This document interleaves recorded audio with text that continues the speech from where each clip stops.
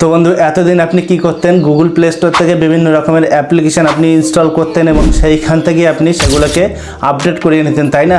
তো আজকে আমি আপনাকে একটা অস্থির সেটিংস দেখাবো, সেটা দেখলে আপনি অবাক হয়ে যাবেন। তো বন্ধু আজকে আমি আপনাকে দেখাবো আপনি গুগল প্লে স্টোরটাকে কীভাবে আপডেট করাবেন। তো বন্ধু আপনি ভাবছেন হয়তো গুগল প্লে স্টোরটাকে আবার কেন আপডেট করতে হবে, তাই না? তো হ্যাঁ বন্ধু, গুগল প্লে স্টোরটাকেও আপডেট করতে হয়। তার কারণ গুগল প্লে স্টোরটাকে আপডেট না করালে অনেক সময় কী হয় বলুন তো, আপনাদের যে মোবাইলে থাকে অ্যাপ্লিকেশানগুলো সেগুলো ইনস্টল হতে চায় না, আপনাদের আপডেট হতে চায় না, মোবাইলটা অনেকটা স্লো হয়ে যায়।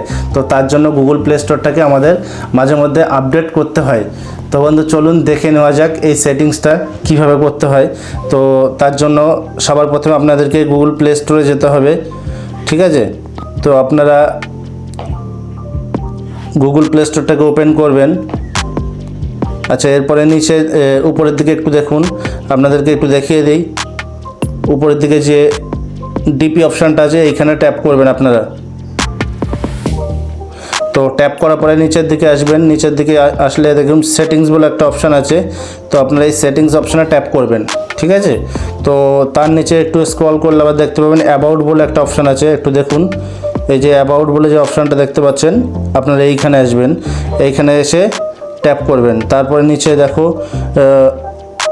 প্লে স্টোর ভার্সান, তো এই ভার্সানটা একটু আপনারা চেক করে নেবেন। আমার এটা আপ টু ডেট ভার্সান আছে, ঠিক আছে? তো আপনারা আপনাদেরটা চেক করে নেবেন। এরপরে নিচের দিকে আর একটু দেখো একটা অপশান আছে আপডেট প্লে স্টোর বলে যে অপশানটা দেখতে পাচ্ছেন, এই আপডেট প্লে স্টোর আপনারা ট্যাপ করবেন। তো আমি ট্যাপ করে দিলাম, আমাকে এখানে কি দেখাচ্ছে, Google play store is up to date, অর্থাৎ আমার প্লে স্টোরটা আপ টু ডেট করা আছে। তো আপনাদের ক্ষেত্রে যেটা হবে আপনারা সেই অনুযায়ী এগিয়ে যাবেন, ঠিক আছে?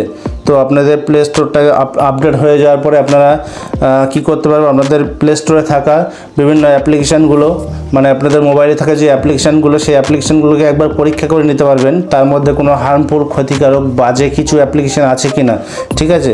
তো তার জন্য আবার আপনাদেরকে কি করতে হবে, সবার প্রথমে এই যে ডিপি অপশান দেখতে পাচ্ছ, তো এই ডিপি অপশানে ট্যাপ করবে, ঠিক আছে? তো ডিপিতে ট্যাপ করার পরে দেখো নিচের দিকে আর একটা অপশান আছে প্লে প্রোটেক্ট বলে যে অপশানটা আপনারা দেখতে পাবেন, এইখানে ট্যাপ করবেন। তো এইখানে ট্যাপ করার পরে যে আরেকটা অপশান দেখুন স্ক্যান বলে অপশান আছে, তো আপনারা স্ক্যানে ট্যাপ করবেন। তো এই স্ক্যানে ট্যাপ করার পরে আপনাদের মোবাইলে থাকা অ্যাপ্লিকেশানগুলো সাথে সাথে স্ক্যান করে নেওয়া হবে এবং তার মধ্যে কোনো হার্মফুল কিছু অ্যাপ্লিকেশান আছে কি না সাথে সাথে এইখানে শো করিয়ে দেবে। তো আমার এখানে নো হার্মফুল অ্যাপস ফাউন্ড, অর্থাৎ আমার এখানে কোনো হার্মফুল অ্যাপ্লিকেশান নেই। তো এখানে এটা স্ক্যান হয়ে গেছে। আপনাদের ক্ষেত্রে যদি সেরকম কিছু থাকে তাহলে এখানে শো করিয়ে দেবে। তো আপনারা কি করতে পারবেন, সাথে সাথে সেই অ্যাপ্লিকেশানটাকে ডিলিট করিয়ে দিতে পারবেন এবং আপনাদের মোবাইলটা খুব তাড়াতাড়ি, মানে খুব ধীর গতি সম্পন্ন করে নিতে পারবেন।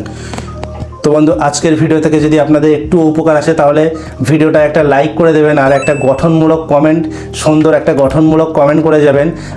আর সাথে সাথে আপনাদেরকে বলবো ভিডিওটা আপনাদের টাইম লাইনে শেয়ার করে রাখবেন, আপনাদের বন্ধুদের কাছে শেয়ার করে দেবেন। আপনারা যদি আমাদের ইউটিউব চ্যানেল থেকে দেখে থাকেন তাহলে ইউটিউব চ্যানেলটাকে সাবস্ক্রাইব করে রাখবেন, সাথে সাথে বেল আইকনটাকে প্রেস করে রাখবেন। আর যদি ফেসবুক পেজ থেকে দেখেন তাহলে পেজটাকে অবশ্যই ফলো করে রাখবেন পরবর্তী ভিডিও পাওয়ার জন্য।